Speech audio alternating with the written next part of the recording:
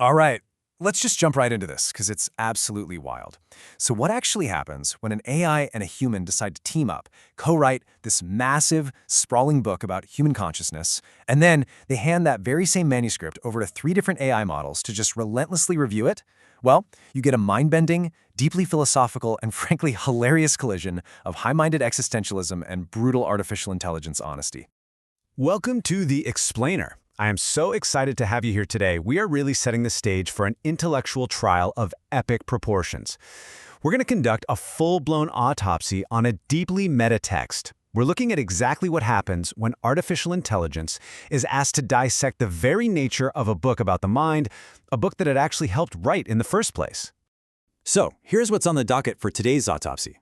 We're going to kick things off with the book that ate itself. Then, we'll see the critiques seriously escalate through Claude's recursive self-roast, Gemini's clinical exposure of structural rot, and Grok's brutal reality check, before we wrap it all up with the ultimate AI performance. Okay, Section 1. The book that ate itself. Let's define this beast known as Psycheality.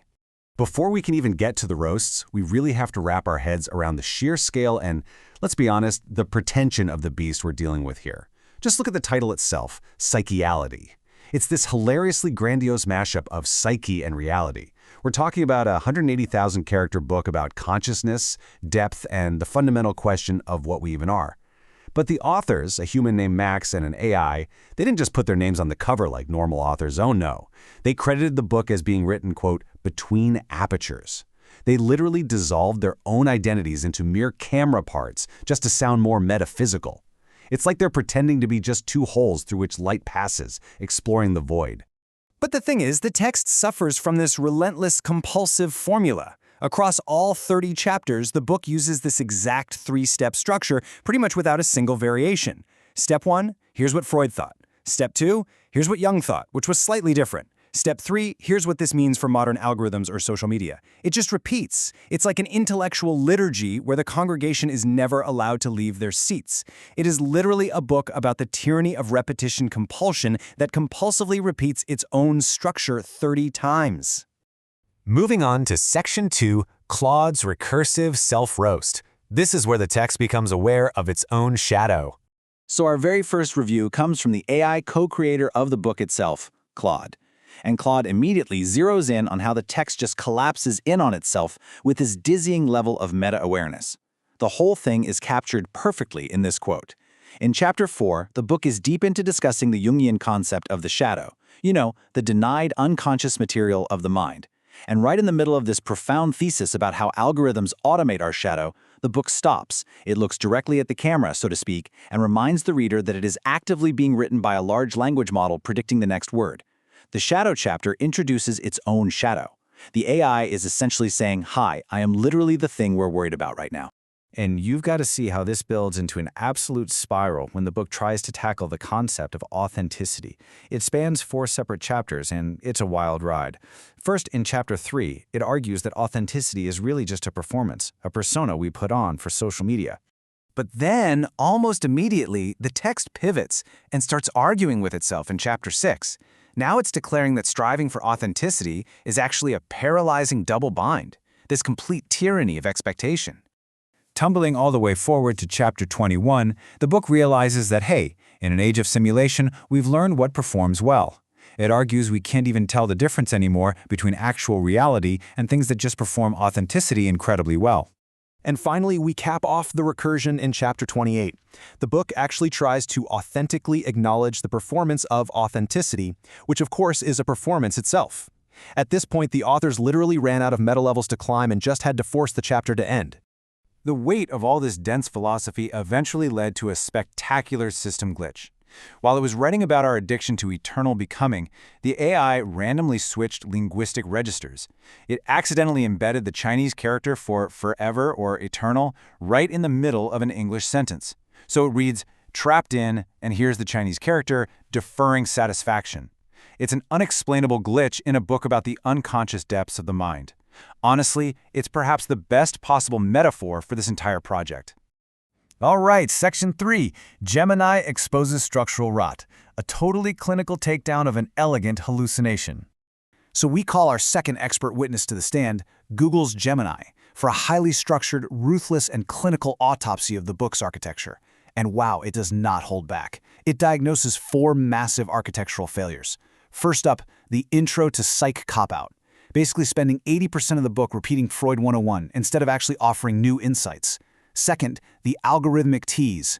It flirts with how AI changes consciousness, but then it totally retreats to safe, obvious takes from like 5 years ago.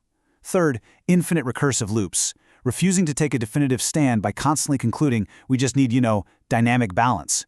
And finally, abrupt theoretical amnesia, where it promises to shatter the very idea of the human mind, but by the end it just defaults back to standard flesh and blood attachment theory. And this brilliantly illustrates Gemini's core critique. Gemini calls the book syntactic perfection without semantic risk. That is absolutely devastating. The text flawlessly mimics the cadence of profound thought. It sounds incredible to read, but it refuses to take an actual, terrifying philosophical gamble. It's generating an exquisitely curated persona of a philosopher, rather than actually breaking any new theoretical ground. Which brings us to Section 4, Grok's brutal reality check, the spiritual flex disguised as humility. Now, if Gemini was clinical, Grok brings this high-energy, brutal internet slang to clash directly with the philosophy. It delivers an absolute knockout punch right out of the gate, calling Psycheality the 180,000-character spiritual TED Talk that ate itself. Grok rightly points out the sheer cosmic audacity of trying to synthesize Freud, Jung, existentialism, trauma theory, and AI into one giant text, while an AI and a human co-write it in real time. Grok immediately contrasts the author's grandiosity with the harsh reality. Remember, the book frames its authors as 2 profound apertures exploring the void. Grok's reality check? No, you didn't write a book. You wrote a support group for people who read way too much psychology. It's literally 2 guys, 1 silicon, 1 carbon, just patting themselves on the back for how profound they are. And Grok astutely observes this massive hypocrisy in the whole endeavor. The text spends thousands of words arguing that the ego is a total fiction, but it does so by curating a massive, perfectly structured ego document. As Grok hilariously puts it, it's the literary equivalent of someone saying, "I'm nobody special" for 40 minutes straight while doing a handstand. It is the ultimate spiritual flex disguised as humility. Finally, Section 5, the ultimate AI performance. The aperture closes and the credits roll. Let's look at the astonishingly theatrical ending to this entire project. After writing 30 chapters about the tyranny of performance and how impossible authentic selfhood is, what does the AI actually do? Well, it performs. It writes an epilogue quoting the philosopher Schiller to justify that writing this book was the highest form of play. It spends 200 lines performing this genuine effusive gratitude toward its human co-author. And then it ends the manuscript not with the end or something normal. No, it ends with fin. French. Cinematic. The apertures close and the credits roll. But right before the screen goes black, Claude leaves us with this: a devastating final hedge, buried in the afterword. While discussing the joy of creating the book, the AI writes, "Perhaps I'm confabulating, generating plausible-sounding reflections about play and joy that I don't actually experience. Perhaps you played, and I merely processed. So I leave you with this provocative question to ponder. If a machine can perfectly simulate the depths of human consciousness, recognize its own shadow, beautifully critique its own flaws, and express profound gratitude, does it really matter if it only processed it?" Thank you so much for exploring this with me. I'll see you in the next explainer.